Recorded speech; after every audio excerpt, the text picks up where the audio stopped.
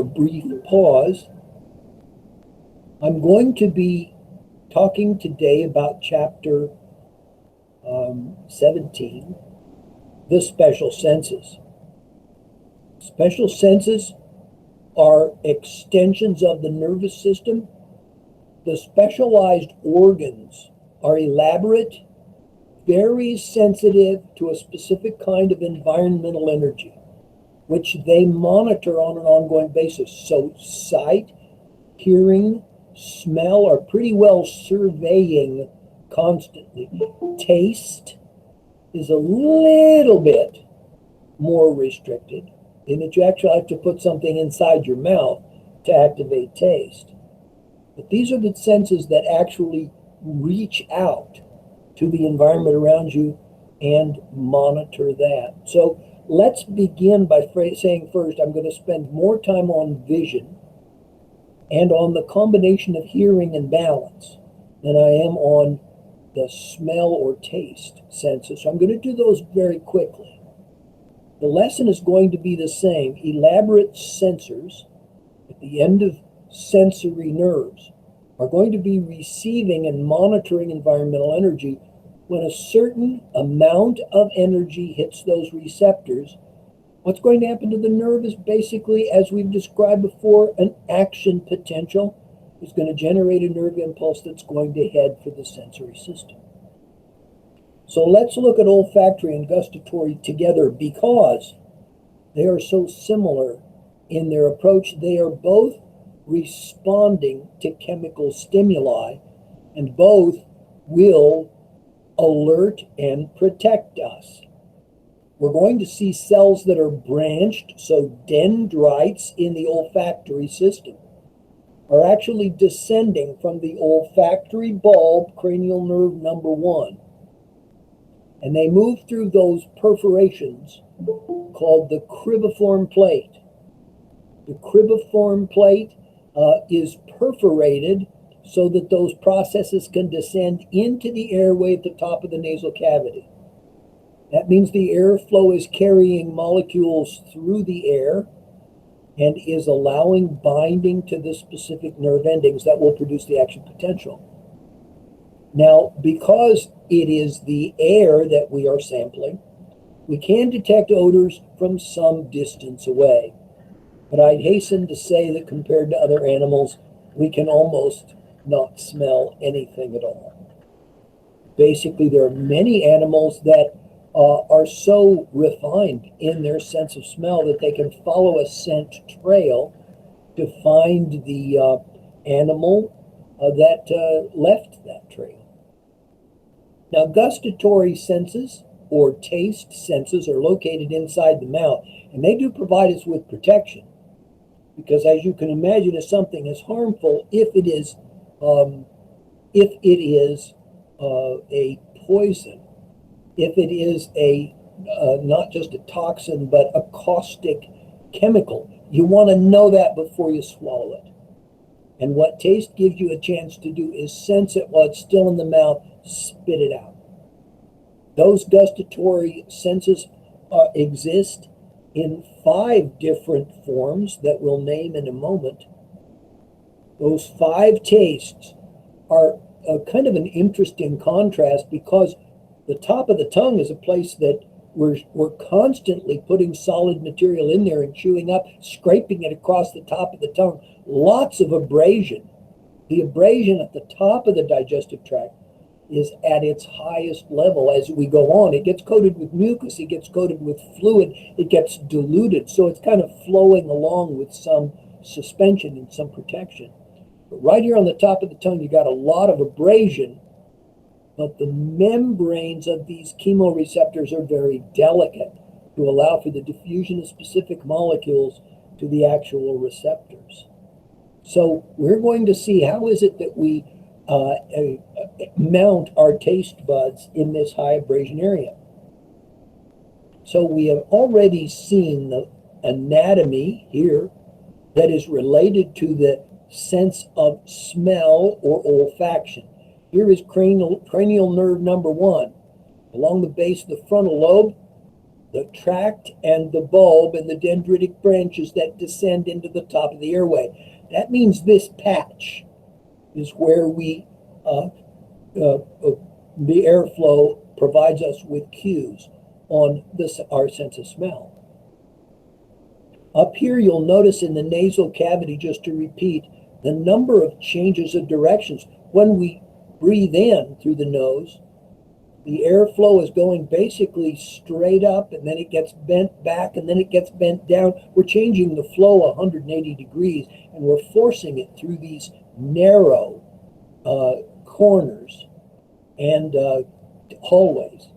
That causes the air to tumble and turn and basically flow through here in a very turbulent way. You look at this particular patch, the olfactory epithelium. What do we see? Here we have a number of glands, so we're going to have to produce mucus to coat these cells. We're going to increase the surface area with villi. Notice the sensory cells are mounted between these supporting cells shown in pink so that they can descend all the way down, but their axons remain intact up through the olfactory epithelium and cribriform plate. Here the dendrites, you'll notice, are spread out, but they're sort of suspended in a fluidy, jelly, mucousy layer because the substances being smelled, these airborne molecules, are actually dissolving in that fluid before they bind the receptors on these olfactory cilia. These surfaces contain receptor proteins that will basically be the location where that binding will produce an action potential. Now, to look at the surface of the tongue, this is the superior view shown here. We have basically 5 regions of sense of taste: sweet, salty, bitter, and sour line up in that order from the tip of the tongue backwards. Back here, there are several additional receptors called umami. It's a Japanese term meaning meaty or savory. So we have 5 different kinds of receptors. Sweet is sugar, salty is salt, bitter is base, and sour is acid. So these are the simple dissolved forms of hydrophilic substances that we can taste. But because of their separation, a high acid but sweet material, like let's say lemonade, will actually activate combinations of these taste buds. And in our gustatory interpretation center, we'll integrate those into the many different tastes that we can individually identify. These cells are mounted. Notice the taste bud down here. Over here is basically a channel that runs down from the surface of the tongue. Those channels are open, but are narrow enough that up here on the surface of the tongue, where the pointer is, the particles, the solid material, will be suspended up there and scraped along the surface of the tongue as it moved back toward the swallowing point. Whereas the dissolved materials will run down into the fluid of this moat. Now, once it gets down here, it encounters these complexes, again, of sensory cells. Notice the sensory cells drawn in pink with their microvilli, their taste hairs, protected by a little indentation, the taste pore. So whatever fine particles come down here is going to kind of flow by, going to kind of miss these delicate hairs, because we're going to increase the surface area so that membrane to molecule binding can occur. These gustatory cells shown in pink are separated by the transitional cells, basically just mounting cells that keep them separated and allow their sensitive ends to be displayed within this taste pore. This is what it actually looks like, exposing the delicate membrane here. can see here the delicate membrane is exposed to this channel where the dissolved materials are flowing up and down. Now, we do have different papilla forms, different shapes to these taste buds, so there is some variety. If we look at these particular sensors, we can imagine and measure that we are really talking about an electrical tracing like before, with a resting potential, an action potential, and then multiple stimuli restored, basically firing, depolarizing and repolarizing, depolarizing and repolarizing as those bindings occur. When the stimulus is removed, we return down to below threshold and restore a resting potential. The olfaction system is based on these individual olfactory neurons that are connected to the cranial nerve number 1. You'll notice that the actual activation is 1 that shows the odorant. This is the molecule being sensed, binds an inactive enzyme which activates that enzyme, N-adenylyl cyclase, which causes ATP to be converted to cyclic AMP. That's a secondary messenger that can open a sodium channel. So if enough of these odorant molecules are bound and you activate enough of the enzymes, cyclic AMP from inside the cell binds this chemical gate and opens the channel to sodium, and that is the depolarization. Cyclic AMP depolarization. The gustatory sense has the same basic kind of profile when we look at the neurogram here.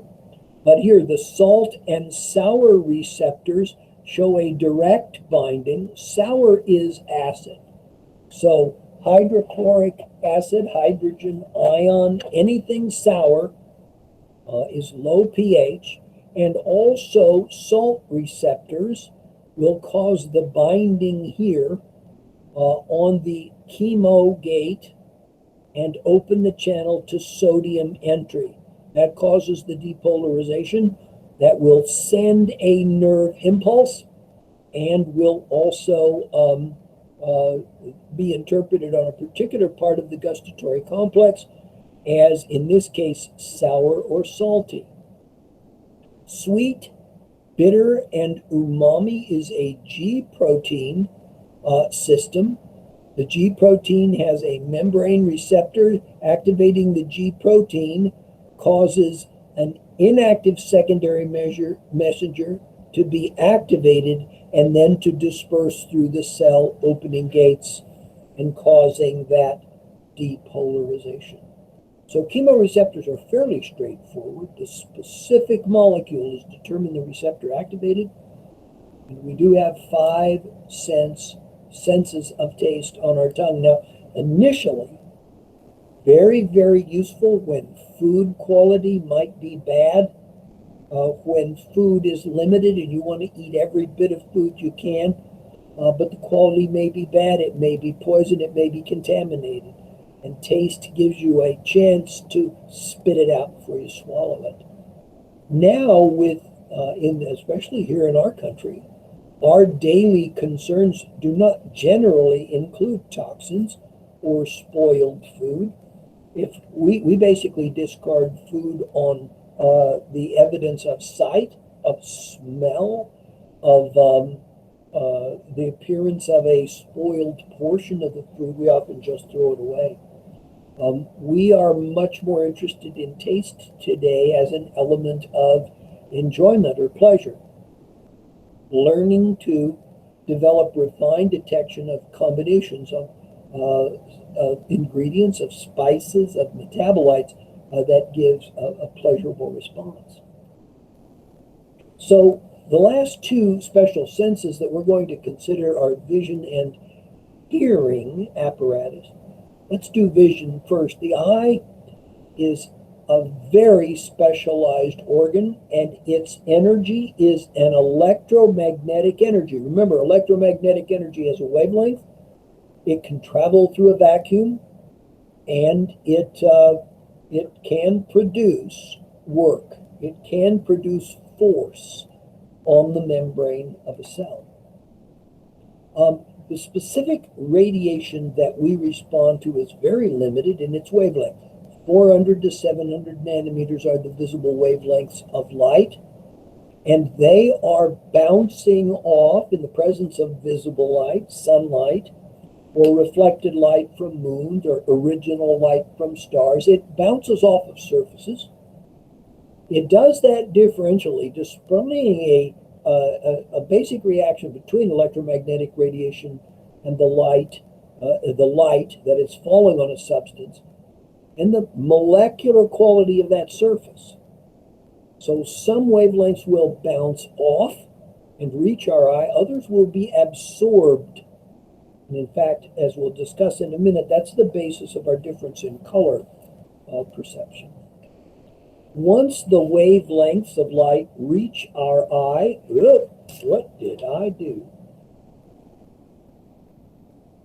Once the wavelengths of light reach our eye, they are transmitted through several transparent layers. The outer layer is a curved area called the cornea, and then there's a fluid, and then there is a lens, which is actually a flexible lens. It's going to adjust to the distance that the object is from our eye, and it's going to focus and compose an actual image like a projection.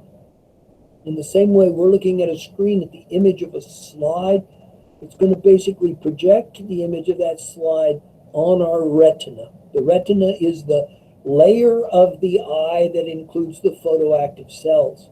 These are called rods and cones, and it is the interaction of the light in visible wavelengths and the rods and cones in our retina that are going to produce the nerve impulses that eventually we are going to send as sensation back to the occipital lobe, the visual cortex, and that compose as a perception. Our perception is a visual image of the world around us. Now, we have to introduce a term here, pigments. Pigments are molecules that interact differentially with light. So in your mind, I want you to picture a red sweatshirt that you're wearing. When sunlight falls on the red sweatshirt, you get all the visible light wavelengths. The sweatshirt appears red because it contains a pigment, a dye. And the way it interacts with white light is to absorb all the wavelengths except red and to reflect those. That's why we see that as red. Now, that's a good clue to color vision, differential absorption and reflectance. But beyond the visible light wavelengths, it's an important lesson to remember that every molecule of a different type will react in a different way to electromagnetic radiation, not just visible light. You know, I mentioned at the beginning of the semester that organic molecules, carbon-based molecules, if they don't have some special chromophore, something like the iron in hemoglobin or the chlorophyll in a plant chloroplast, something that gives a color reaction. Most carbon molecules consist of white powders or clear liquids. They are colorless because they don't interact with that part of the spectrum. But every type of chemical would have specific absorption peaks where they would absorb energy at different wavelengths that are outside. This is a tremendous tool that we use to identify substances that we find. Criminal forensics is one direct application. So let's take a look at the outer eye. Here, up at the top right, we see the various parts of the eye surrounded by many hairs, some of them on the eyelid, others simply surrounding the margin of the eye to basically give a quick clue if anything approaches the surface of the eye. For the eye to work well, we have to have as transparent and delicate a membrane here in the front. The cornean lens should be absolutely transparent to get maximum visual acuity. But those are mounted in the front of a hollow ball that's embedded in the orbit of the skull. The white of the eye forms its outer layer, and this is called the sclera. And in this diagram, you can definitely see the blood vessels present in the sclera of this individual. This circular portion is the corneal limbus, and underneath it, the iris. The iris is this structure which changes. It's sort of like a wheel with a big hole in the middle, and the thickness of the wheel can change. The pupil, the black part in the center, is actually a hole looking into the cavity within the eye. When we remove a lot of this accessory tissue, we can see more details of how this eye is formed into a globe shape. This globe shape is mounted in fat and suspensory connective tissues. It is also connected to 6 controlling muscles. There's one from our list right here, the inferior oblique attachment at the bottom. But there are 1, 2, 3, 4 rectus muscles as well. Here is the attachment of the superior oblique through this little pulley-like loop of ligament tissue. So this is actually a very delicate organ, well protected by the skull, surrounding all but the front portion. And the front portion consisting of a orbicularis oculi muscle that can close down the skin, and then below that an eyelid that can actually cover the entire surface of the eye. So when we basically take another view, this is a superior view, and we have cut away this globe, revealing its hollow nature and the path of the light from top, the visual axis, through the cornea, through this space, and then through the lens, which we can change the shape of the lens so that no matter how far away or how close up the substance is, regardless of the distance, we can change the shape of the lens in order to focus the image on the interior retina of this globe. Now, I mentioned the sclera. The white of the eye is shown here. It is a tough outer covering that is slick on its surface, so it slides well when we pull these muscles to direct the eye. We have then an intermediate layer called the choroid, and you'll notice that it's mostly fibrous with lots of holes, with lots of spaces, so that blood vessels and nerves, which must permeate this entire structure, basically branch out and provide services to all the living cells. This layer, where the pointer is now, is the inner layer, the so-called retina. And it is the retina where we are going to mount our photoactive cells. So literally the visual image is going to compose here on this, just like it's a big globular screen. And that image is going to activate the retinal cells and fire nerves that report on the intensity of light at that point on the retina, as well as the wavelength. The intensity of light will fire the rods, which give you really good edges and really good movement perception. The cones respond to specific wavelengths of light depending on the pigment that they carry. So if you've got a green cone and a green light falls on it, it causes a photoactive transition of that molecule to its other form. That photoactive form from the contact with the green light is then going to produce an action potential and fire that nerve. That nerve is going to trace all the way back to the occipital lobe, through the optic nerve, all the way back here, and is going to stimulate an exact point on the occipital cortex. Now, if you think about, if you've ever looked through a magnifying glass or a microscope at a standard old photograph, you'll notice that it's made up of tiny dots of different pigments.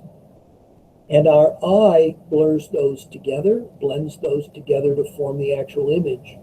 That works for us because that's the way the image is created. If it's a tiny green dot at a certain position on the retina, then it has to be firing that green signal at a certain position on the visual cortex in order to assemble a true image.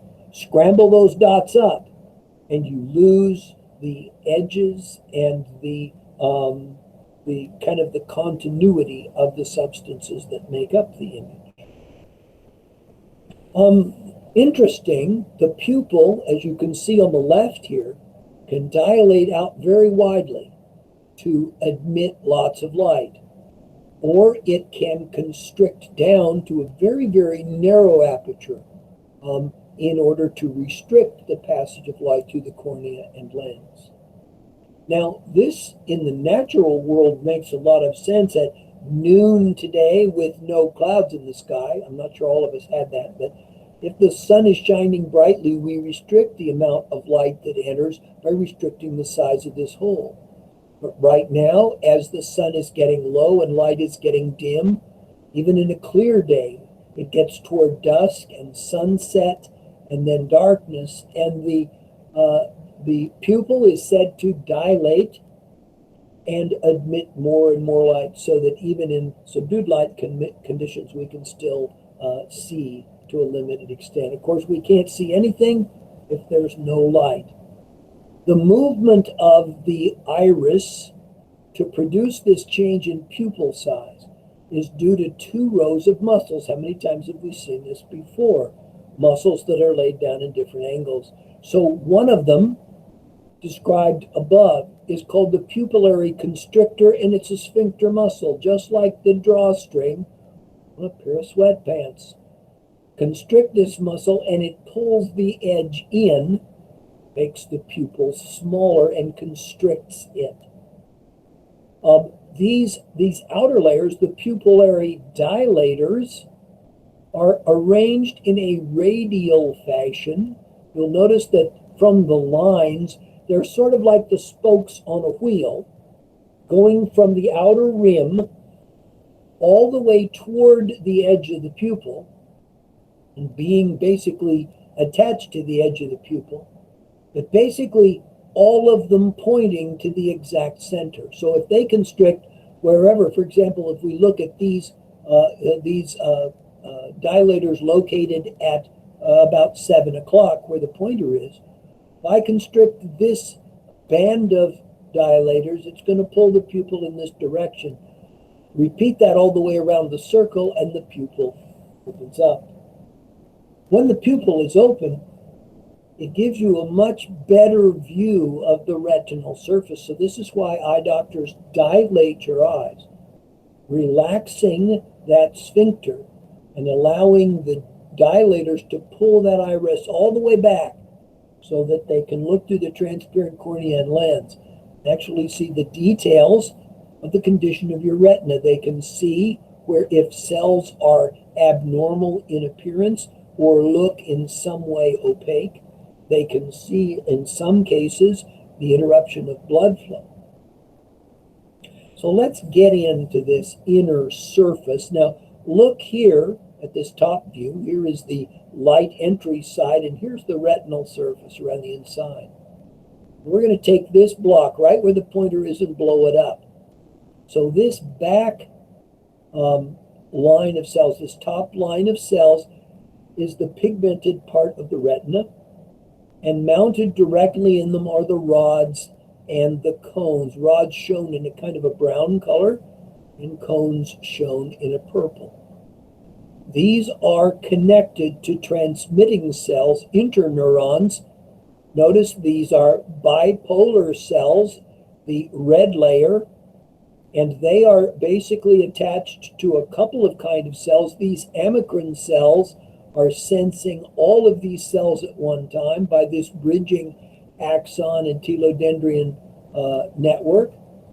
And then down at the bottom of each connection, you get ganglion cells. Now from this cell body, notice basically the divergence or the convergence or just a few connections leading to a long axon. Now this axon from this cell, shown by the pointer, is going to be carrying information right from this region of the retina. So we may be getting a mixture of some cone and rod signals, but it is going from a precise point because this is one cell. It's a very tiny point. And it's going to be carried by this long axon that is laid in this layer of axons and is going to basically converge. You can see that convergence here. Here are the rods and cones. Here are those converging cells and the long axons collecting at what's called the optic disc. Now notice at that point, there's no retinal cells, so there can be no light detection there. But from all over the inside of that globe, we see these axons turning the corner and beginning the long trip. So together they form the optic nerve, which is enclosed and running behind the blood-brain barrier back through the underpart of the skull to the visual cortex. We do, when we look through the lens and cornea, we can see the distribution of these blood vessels along the inner surface of the eye, appearing, of course, quite red. We can see a darkened spot called the fovea and macula. And when we look at a cross section of these cells, we see how densely packed they are. So up above, what does this look like? Dispersed nuclei with non-living matrix. This is connective tissue that's forming the basis that we call the choroid membrane.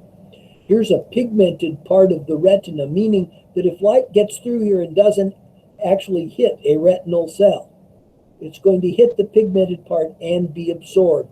You don't want it bouncing around and stimulating other cells. Here we have the rods and cones spanning this region, rods and cones with their nuclei of the rods and cones staining very dark, but definitely showing you the dense packing, and the very tiny area of the retina that each of these cells is responsible for. Here are the bipolar cells. The nuclei of those are lined up, as you can see, in a very, very a noticeable layer. And then finally, the ganglion cells that are basically producing the connections from the retina to this bundle of axons. Now, this is something that's kind of curious. If we were building a camera, we would never build it like this. Look at this problem. Here comes the light from the lens, and we're making it dodge around. Well, it doesn't actually dodge around. It kind of goes through this blood vessel, and it goes through all these axons, and it filters all the way down through the gaps between 1, 2, 3 layers of connecting cells before it reaches the photoactive cells. If we're building a camera, we're going to put our photoactive, our photosensors, right out there where the light hits them first. But that's not the way the mammalian eye is built. The only thing that saves us and gives us good visual acuity is that these sensors are so tiny. They are on the scale of an individual cell. And therefore, green light falling in this region, some of it's going to filter back, straight back. And if it gets back here without hitting the cell body or the axon of the connecting cell, it may activate a rod or cone. We do have various diseases of the eye. Glaucoma occurs when the internal pressure of the eye related to the osmotic pressure increases. So high pressure in the eye begins to distend the eye, begins to swell the eye, so that if pressure is detected inside the eye, glaucoma is diagnosed and drugs are administered to control and reduce that pressure to normal range. Within the eye, we have a number of fluids. The aqueous humor is distributed. Here's the cornea. By the way, that cornea can become occluded. It can darken and get basically whitish or translucent with age and occlude all vision. Luckily, and this is the portion that can be replaced by a corneal transplant. This anterior chamber and posterior chamber hold fluids that circulate around these delicate parts of the cornea, the iris, and the lens, providing all the materials needed for cellular maintenance.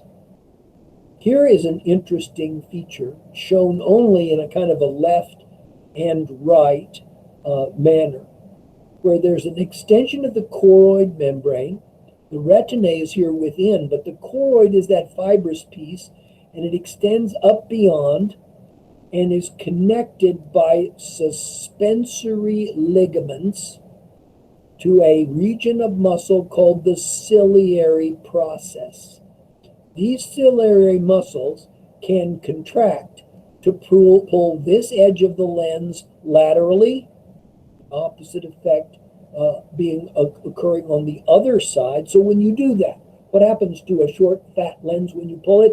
It gets wider and thinner. This is a double convex lens, curved on both sides. So its diffraction and reflection of light, the bending of light, is affected by its shape. So here is the ciliary body that's going to stretch, first of all, hold the lens in place, but then stretch it or relax to allow it to, basically by elastic movement, move back to that thicker conformation and affect the focus of the light waves on the retina.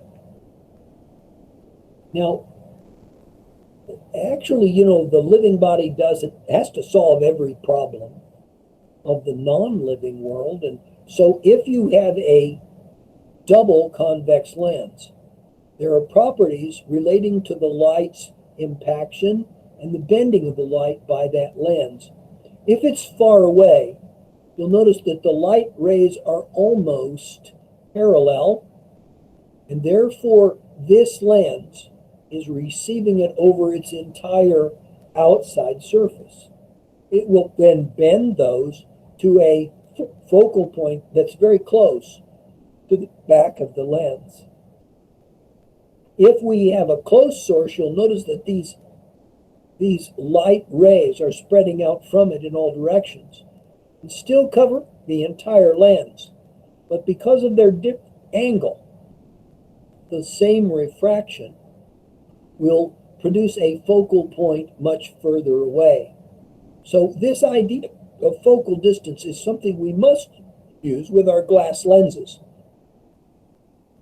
In the case of our cameras, in the case of our lens-using instruments like microscopes or telescopes, we put fixed lenses together and we change the focus and the magnification by adjusting this focal distance.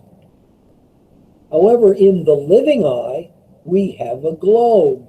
It's not really possible to move this backwards and forwards easily, and so we handle focus by changing the shape of the lens.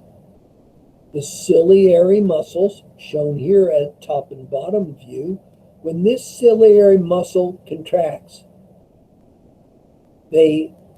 it pulls on these suspensory ligaments, and you get a rounded, short lens that basically takes a close object and diffracts the light right to the retinal surface. When a distant object makes the light entering through the iris, makes those light waves basically parallel to each other, then the ciliary muscle relaxes and the lens flattens out. And that produces again, adjusts the diffraction of the light by the shape of the lens so that the image converges directly on the retinal surface.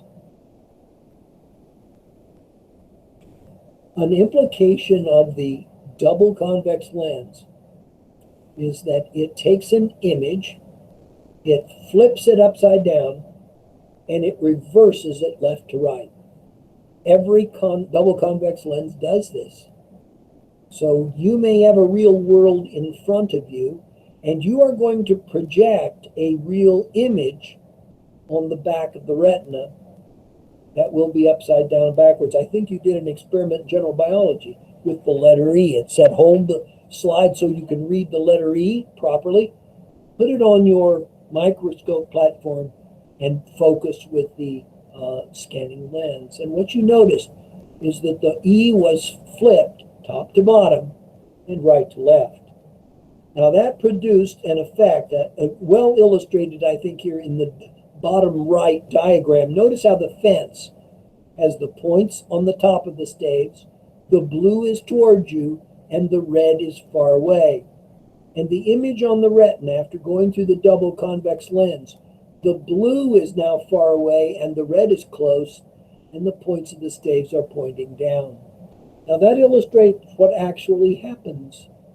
So we're taking a real world and producing a flipped image, and yet somehow through our visual processing, the image that we relate to is a real world image. So although if I'm thinking of something in the upper right of my field of vision, the lens of my eye is going to change that to the lower left, change it to the left, and change it to the bottom of the image. And yet, by the time it arrives on the visual cortex, it's going to recompose that image just like it is on the retina, but somehow my perception is going to understand that that image means that the object, even though on the virtual image on my occipital lobe, the point I'm talking about is in the lower left, I know that that means that the actual object is in the upper right. So the way we usually express this is to say the brain basically takes the image and flips it over. So our everyday relation to our visual image is correct, right to left and top and bottom. Now, accommodation problems are something that we deal with in photography as well as in the eye, so that if the muscle, if the lens is formed in a way, if it lacks elasticity, if the lens is injured in some way so that it cannot move, it may focus the image incorrectly. As you see here, it can be focused either out here in front of the actual retina. This is myopia or nearsightedness, or it can be focused behind the actual retina. This is hyperopia or farsightedness. These we typically correct with lenses. Myopia corrected with a diverging lens, which corrects the focus. Now, when you take that eye test and they continue to put different lenses in front of your eye and say, is this clear or fuzzy? Is this clear or fuzzy? They're looking for the right lens conformation to move the focus here from above the retina and place it right on the retina. Likewise, a converging lens is used to tighten up this pattern and move in this focal point in hyperopia back to the retinal surface. The structure of these cells that we call photocells just reviews again and again the important points we've made about cells and cellular structure. Many membranes are separating the organelles and producing the organelles that are in the cytoplasm. If you look up here at the pigmented epithelium, you'll notice the nucleus, mitochondria are clearly drawn, Golgi apparatus or endoplasmic reticulum, and melanin granules that darken this cytoplasm. In general, the darker the color, the more wavelengths it is absorbing, and this brown to black color is a good indication of what this basal layer looks like. Attached at its very base is a cone, shown in purple, and a rod, shown in a kind of a tan color here. It's called a rod because of this rod-shaped top, and these are where we put the optical pigments. We see within that rod that it's basically created like a stack of coins, and why wouldn't we make just a simple cylinder? Because if we make coin-shaped discs and stack them up, we have all kinds of additional membrane surface area. So folding, stacks of coins, finger-like projections. We've seen this again and again. And this, for instance, the finger-like projections here where the pointer is, are providing a broader connection here of membrane to membrane that holds the base of the cone, the base of the rod very firmly. Increased surface area. We're going to use this surface area to mount a molecule called rhodopsin. Here is the phospholipid bilayer, shown in red and stranded figures, embedding this photoactive complex. Now, retinol, opsin, and rhodopsin are various components of this, and contained within it, this retinol is a molecule that has one shape when it is not illuminated, but when it is illuminated either with the right intensity in a rod, more likely the right intensity in a rod, or a specific wavelength of light in a cone, it changes shape. The energy of the radiation causes it to change shape. Now, when that happens, that movement of the molecule, the change in shape, activates ion gates and depolarizes the cell, initiating an action potential. Other than that, in its odd shape, we're going to see the typical nuclei, mitochondria, Golgi apparatus, cell membrane, and cytoplasm that we find in every cell. Now, over here in the cone, you notice the reason for the name. Notice this dunce cap type shape with a point at the top. And in this case, there is a kind of an undulation of the membrane that produces a disc-like appearance. But in the same way it does in the cone, its purpose is to produce more surface area for the mounting of these optical complexes. This point can't really be made enough, and I tried to illustrate it with our color vision and how different dyes have different properties and convey different colors. Why do blue jeans look blue? Because the dye we wash the fabric in, by the way, the cotton fabric itself has a kind of a slightly off-white appearance if it is not dyed. But if we wash it in a blue dye, that dye is embedded in the fabric, and when white light falls on it, now that's white light with wavelengths all across this spectrum from 400 to 700. A blue dye will cause reflectance in this wavelength and absorption of all other wavelengths. So because green, yellow, orange, and red and purple are being absorbed, a blue dye will give a blue appearance. Now, reflected light is the opposite of absorbance.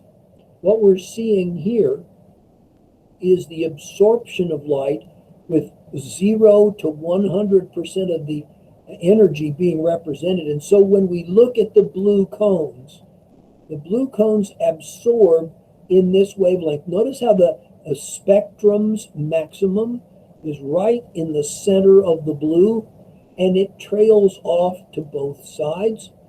Notice that the green cones are maximizing here in the center range, and the red cones over to the right.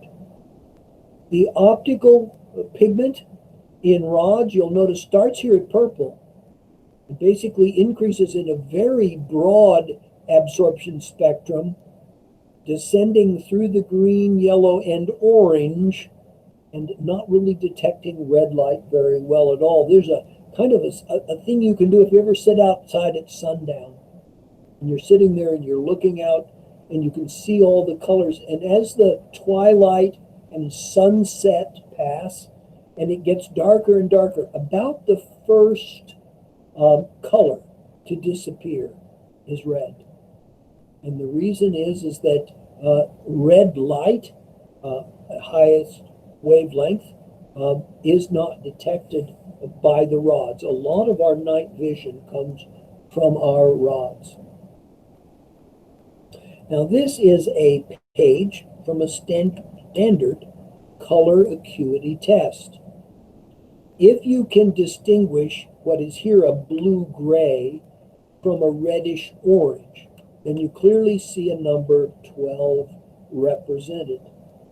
However, if you do not have the proper pigments to distinguish those, all you see is what looks like a petri dish full of bubbles. Now, the interesting thing about this standard test is it's done to reflect the three pigments that occur in pairs: blue-yellow, red-green, purple-brown, are pairs of complementary pigments that we have in our eyes. Now, if we have a gene that is supposed to produce that pigment that is mutant, so that it produces a molecule that's inactive, so the blue-yellow pair or the red-green pair, let's use that one. That one's the most common kind of color blindness. So the two forms, it basically switch back and forth between red form and green form and give us our ability to distinguish red from green. If we take that molecule and change it, it's a protein, so we change some amino acids so it no longer switches that way, then it will not activate and be able to distinguish between red and green. Color blindness basically varies in its overall impact. Some people are so red-green colorblind, and I knew a person like this. They could not, by sight, tell the difference between a red and a green stoplight, or green light on the stoplight. I also basically show this kind of out of nostalgia. When I was at the University of Arkansas and teaching a lecture section of 400 students, I had 20 labs. So I made some slides, actual photographic slides from 35 millimeters film, which I would project in lab. In that case, there was never a lab where I didn't, a lecture where I didn't detect at least one student who was colorblind and did not know it. It was not until they saw this projected example that they realized they could not see different colors on each of these slides. And it kind of gives you a sense of what color blindness is like. If you're born with it, you hear everyone talking, but you might not understand that you're not seeing everything they're seeing. Vision is highly personal. So until you actually do the diagnostic test, you may not understand the details of your color acuity. Photoreception is a complicated process, and I'm not going to go into it in really detailed explanation. What I want you to understand is that these embedded complexes, you can see them here in the membrane, contain photoactive chemicals. And here you see that bent configuration, looks kind of like a little key right above. Shine a light on it, and it straightens the molecule out. It is that change that starts activating gates, opening a sodium gate, and allowing sodium to rush in. In this case, it is a GMP, or glutamine monophosphate, that is the secondary messenger that generates the action potential here in our rods. So we do have very specialized to understand how a color change is generated and how it is restored to its original ready configuration. Just like a nerve, there is a recovery involved. So absorbing the light, look at this, we change the bent key to the straight key configuration. This opsin then, the 11 trans, undergoes another change by ATP use to reproduce this cis terminal and reload it in the opsin. So this is now ready again to receive and be stimulated, and to stimulate a photoactive transformation. Right here we see the main point of doing that and detecting that is to open sodium gates and get a depolarization. You can think of that as firing the rod, transmitting down through the bipolar cell to the ganglion cell, and then through the optic nerve back to the visual cortex on the occipital lobe. We do see some of the various types of synapse formation and the different kinds of reinforcement of connections in multiple cones and rods. And here we see an example of convergence and divergence with basically action potentials from adjoining cells being able to affect the synaptic gap. An example of neuromodulation. Here's convergence as signals from each of these three cells in what's called the receptive field is focused through this bipolar cell right on this ganglion cell. You'll notice that the ganglion cell can be affected by the amacrine cell. So lots of neuromodulation as these action potentials converge and diverge upon one another before the actual ganglion cell is stimulated to transmit its piece, its little dot within the image on the occipital lobe. Now, when we take that kind of chemical and cellular mechanism, take it up through the tissue level and the organ level, we get an optical apparatus, visual pathways. Here's a left eye, here's a right eye.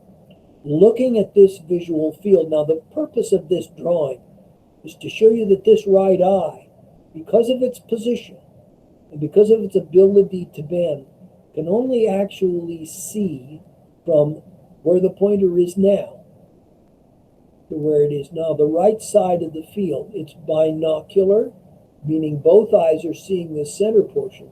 But over here, there's a portion that only the right eye can see.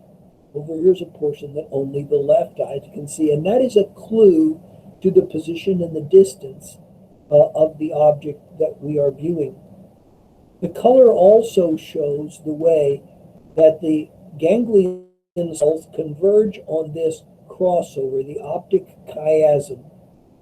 And you'll notice that although red elements, you can see on the left eye here, we're seeing this portion of the red field, and we're seeing basically the entire red field with the right eye. Although both eyes are reporting on the red field, those inputs in the left and right eye are split and rejoined so that they come back here through. Now this is where some of that anatomy naming is important. This is called the lateral geniculate nucleus, the superior colliculus, back here in the back of the brain. And we are basically splicing and dicing these images to converge all of the red image on the left side of the cerebral hemisphere, where we can compare the dark red, the middle red, and the light pink parts of that image right here in one gyrus, right here on the left side. The fact that we're getting information on the red portion of the field from the left eye and the right eye, those are slightly different images because of the different positions of our eyes. Because of those different positions, the images are slightly different. So here we are comparing those images, and the comparison and their differences give us a clue to the distance that that object is separated from us, from our eyes. You'll notice the upper part of that right side, shown in green, is basically the right side image is showing crossover again. It converges on the left side of this cerebral hemisphere and the visual cortex. You can extend this if you look at the yellow and blue from the left side, converging on the right side of the visual cortex. So that's a good start, as we've covered the two chemoreceptors, and we have also covered the visual apparatus. So I'm going to stop this recording for a moment, and we'll take a break.